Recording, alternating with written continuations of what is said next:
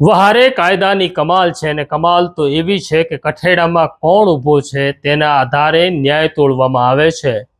ઘટના વડોદરાની છે। વડોદરામાં નગરસેવક છે જે હવે કોંગ્રેસની ટિકિટ ઉપર ચૂંટાયા છે, પરંતુ હમણાં સુધી ભાજપમાં હતા ત્યાં સુધી વાલા હતા, પણ જેવા તેમણે પાર્ટી બદલી અને કોંગ્રેસમાંથી ચૂંટાયા એટલે હવે તેમનું સ્થાન નક્કી થયું છે। રાજપીપળાની સેન્ટ્રલ જેલમાં તેમને મોકલી આપવામાં આવ્યા છે। કોણ છે આ નેતા અને શું છે ઘટનાક્રમ, તેની વિગતે વાત કરીશ। વૈષ્ણવજન તો તેને કહીએ જે પીડ પરાઈ જાનાને રે। નમસ્કાર, નવજીવન ન્યૂઝમાં તમારું સ્વાગત છે અને હું છું તમારો પ્રશાંત દયા। વાત કરવી છે આપણા દેશમાં કાયદાનો અમલ, કાયદાનું પાલન કેવી રીતના થાય છે। આમ તો ન્યાયની દેવી ને આંખ ઉપર હમણાં સુધી પટ્ટી હતી, અને પટ્ટી એટલા માટે હતી કે ન્યાય તોળે ત્યારે ન્યાયની દેવી અમીર કોણ, ગરીબ કોણ, નેતા કોણ, સામાન્ય કોણ એ જોયા વગર ન્યાય તોળે। પરંતુ હવે ન્યાયની દેવીની પટ્ટી ખોલી નાખવામાં આવી છે અને એટલે સામે કોણ ઊભો છે તેના આધારે હવે ન્યાય થાય છે। સામે કોણ ઊભો છે, આપણો છે કે પારકો છે, તેના આધારે કાયદાનું અર્થઘટન અલગ થાય છે। વાત એવી છે કે વડોદરાની અંદર સંસ્કારી નગરી કહેવાય છે, પરંતુ સંસ્કારી નગરીમાં એક રાજનેતા જેનું નામ છે આશિષ જોશી, તેને માઠું લાગ્યું।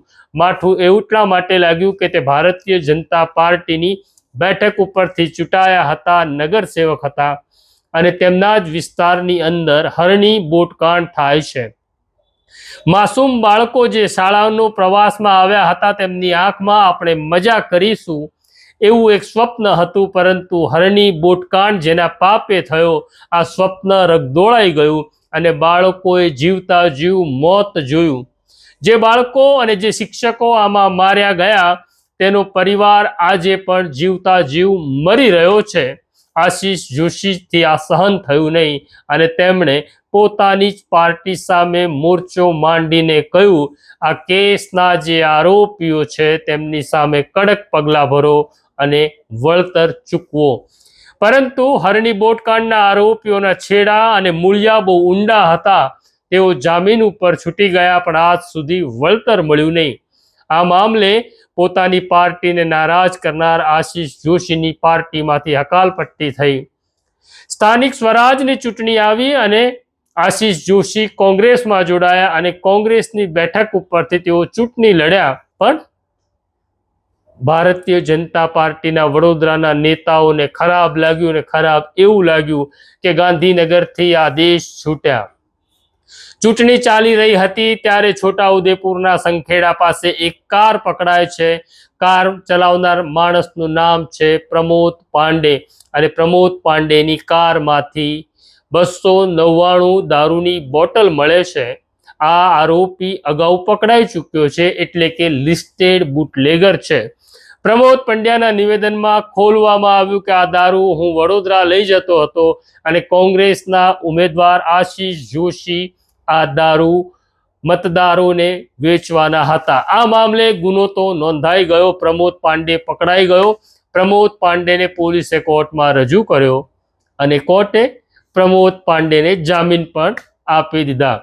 ચૂંટણી પૂરી થઈ, આશિષ જોશી કોંગ્રેસની ટિકિટ ઉપરથી ચૂંટાઈ આવ્યા અને પછી સરકારે નક્કી કર્યું કે હિસાબ તો કરવો પડશે, કારણ કે આપણા દામનમાં તેણે હાથ નાખવાની હિંમત કરી છે।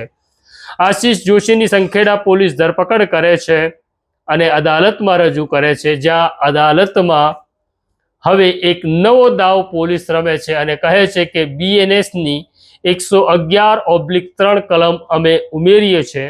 111/3નો અર્થ એવો થાય છે કે આશિષ જોશી અને પ્રમોદ પાંડે આ બંને છેલ્લા ઘણા લાંબા સમયથી સંગઠિત ગુનાખોરી કરી રહ્યા હતા। કોઈ દિવસ પ્રમોદ પાંડે કે આશિષ જોશી મળ્યા નથી, આ સાબિત થઈ ચૂક્યું છે, પણ છતાં સંગઠિત ગુનાખોરીની કલમ ઉમેરવામાં આવી અને પછી અદાલતે આશિષ જોશીને જેલમાં મોકલી આપ્યા। જેની પાસે દારૂ મળ્યો તે જામીન ઉપર છૂટી જાય છે, પણ જેની પાસે દારૂનું એક ટીપું મળ્યું નથી તે જેલમાં જાય છે. સંખેડા પોલીસ સ્ટેશનના આ દ્રશ્યો પણ તમને બતાડી દઈએ. આ ઇકો કાર છે જેમાંથી દારૂ મળ્યો. તેની આસપાસ જે કાર ગોઠવાયેલી છે એ લાંબા સમયથી વર્ષોથી ત્યાં પડેલી છે, જેમાં પંક્ચર પડ્યા છે, અને વચ્ચે આ ઇકો કાર છે. જો તમારે આ ઇકો કારને ત્યાં મૂકવી હોય, મુદ્દા માલમાં બતાડવી હોય તો તમારે ક્રેનથી કાર ત્યાં ગોઠવવી પડે, પણ સંખેડા પોલીસે આ કારને કોઈ જાદુઈ રીતે ત્યાં ગોઠવી હોય તેવું લાગે છે. 299 બોટલ દારૂ એટલે ક્વોલિટી કેસ થયો. આવા કેસની અંદર તો પોલીસ પ્રેસ કોન્ફરન્સ કરતી હોય છે અને કેમેરા સામે આરોપીને લાવતી હોય છે, પણ આ મામલે બધું જ ખાનગીમાં થયું, કારણ કે શિકાર કોઈ જુદો હતો. અત્યારે આશીષ જોશી જેલમાં છે. પ્રમોદ પાંડે મજા કરે છે. પ્રમોદ પાંડે જામીન અરજી મૂકી, તેમાં લખ્યું હતું કે મારી ઘરે એક પ્રસંગ હતો, તેના માટે હું દારૂ લાવ્યો હતો, હું નિર્દોષ છું, પોલીસે મારી ઉપર ખોટો કેસ કર્યો છે. પણ હવે આશીષ જોશી જેલમાં છે. આ છે આપણા કાયદાના ધોરણો. કોણ સામે છે, કોણ સાથે છે, તેના આધારે આપણે ત્યાં ન્યાય થાય છે. પરંતુ ખોટું કરનારા પોલીસને મારે એટલું જ કહેવું છે, જેવું કરશો તેવું ભરશો. ગાંધીનગરના રાજાઓને ખુશ કરશો, તમને એવું લાગે છે બચી જશો, પણ ઉપરવાળાની લાઠી ચાલશે અને અલ્લાહનો આદેશ થશે ત્યારે પાણી પણ નહીં માગો તેવી સ્થિતિ આ ખોટું કરનાર પોલીસની થવાની છે. આ પ્રકારની સ્ટોરી જોવા માટે નવજીવન ન્યૂઝ જોતા રહો.